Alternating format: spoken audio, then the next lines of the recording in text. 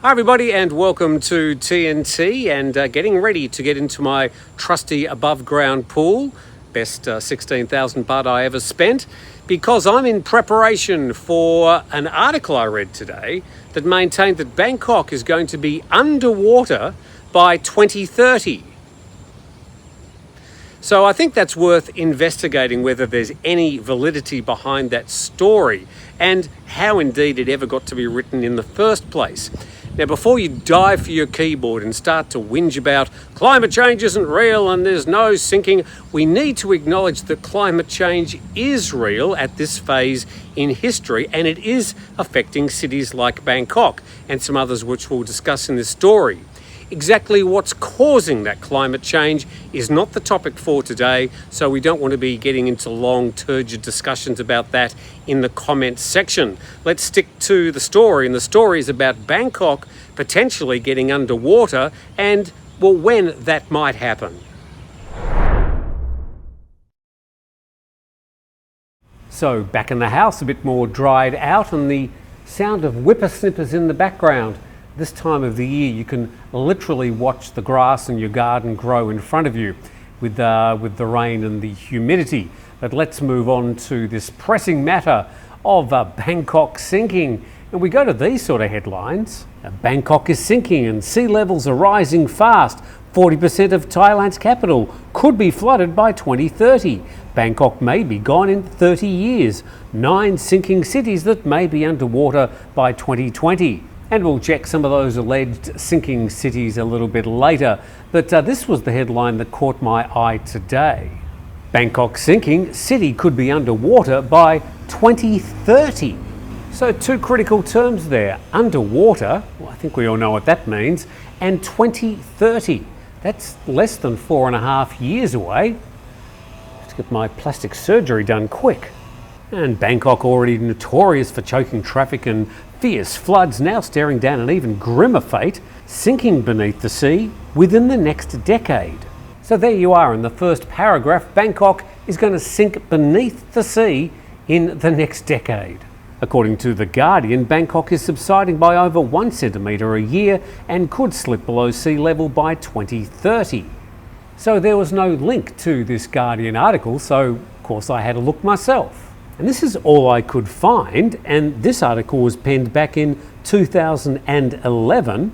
Bangkok at risk of sinking into the sea.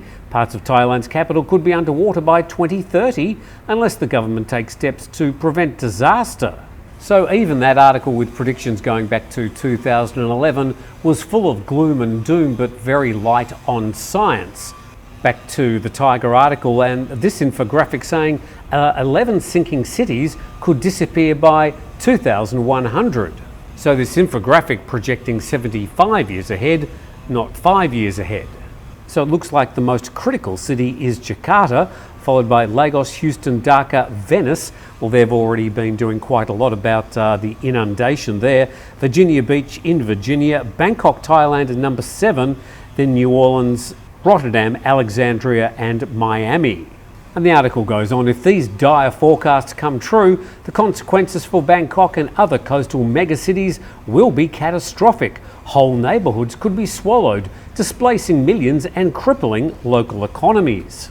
Interestingly, Tiger's board shares a lot of shareholders from the real estate company Fazwaz. I'm sure they'll be delighted to have this sort of information hitting local headlines. And it finishes, for Bangkok, the clock is ticking. Without rapid investment and serious climate commitments, the city may soon be fighting not just seasonal floods, but a permanent underwater future.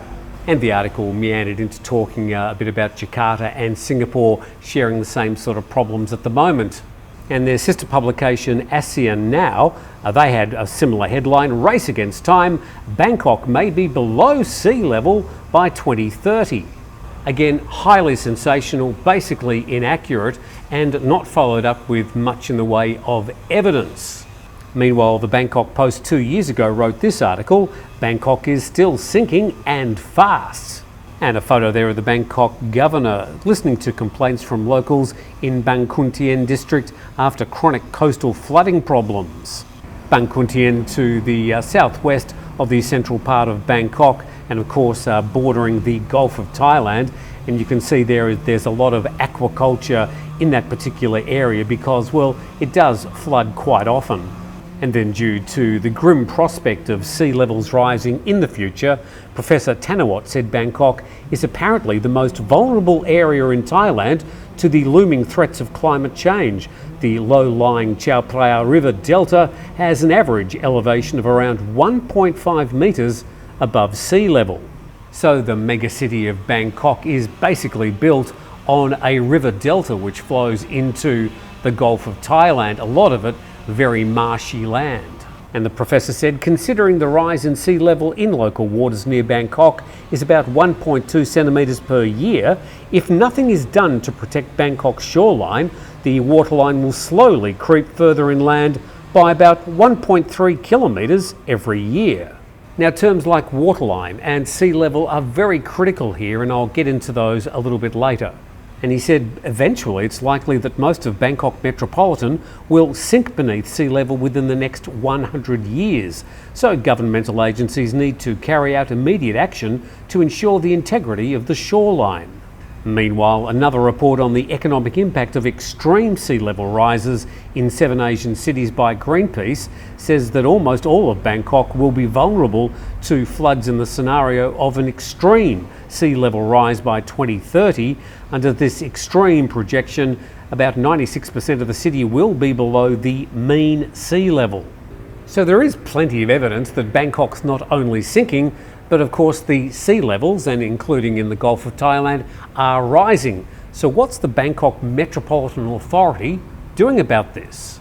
Well, the BMA plans to build a barrier system similar to the Thames Barrier in London at the mouth of the Chao Phraya River to stem flows of seawater into the river. Meanwhile, the roads that run along the seashore will be elevated and have coastal dikes to protect the city from surging sea levels. And back to the professor, meanwhile riverine flooding due to high water flows in the Chao Phraya River and its tributaries, which normally occurs during late monsoon season from September to November, is behind the more severe type of flooding, such as the major floods which the Chao Phraya River Basin witnessed in 83-95, 2006 and of course the big one in 2011. So just to carefully define the word sea level, just out here, only 50 metres away from me, is the shoreline for the Andaman coast at this part of the PHANG coastline. And the tidal change will up to 3 to 4 metres, usually between 2 and 3 metres every single day. So sea level is typically defined as the average level of the ocean surface, often represented by the mean sea level, and it's calculated as the midpoint between the average high tide and the average low tide over a period of time, typically 19 years. So let's head back to the pool and have a look at data that we actually know and make a better prediction. Suffice to say, Bangkok is not going to be underwater by 2030.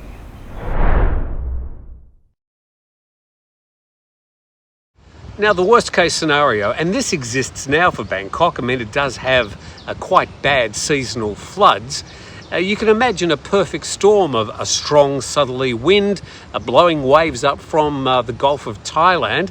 You could have a high tide. It could be a spring tide, which is a bit higher than a normal high tide. You could have had rains in the centre of Thailand washing down the Chao Phraya River, and it could all be terminating in Bangkok at that one time, and that could cause awful problems, particularly for the areas near the Gulf of Thailand shoreline. So statistically, and this is measured over the last century, parts of Bangkok are sinking between 1 to 4 centimetres every year, whilst at the same time, certainly the Gulf of Thailand is rising some 1 to 4 millimetres per year. So 1 to 4 millimetres is not very much, but of course over 10, 20, 100 years it does make a significant difference. So if you do put all those metrics together, most of Bangkok could be underwater at high tide in around about 60 to 80 years. But as we said, the BMA and the central government are sort of ahead of this without necessarily doing anything right now, but they're certainly talking about trying to protect the coastline at the Gulf of Thailand from inundation. And then there's also been talk in recent times about moving some of the central parts of Bangkok to higher areas, areas pretty much sort of north of the airport in Samut Prakan. So there are preparations being made, but one thing I'm totally sure about is that if you do have a condo or property, or if you live in Bangkok, you're not going to be underwater by 2030. And come and tell me back in 2030 if there's a change to that. Thank you for watching today. Hopefully you found that interesting. I'm getting very wet here and slightly wrinkly. So I'll see you next time. Please subscribe to the channel.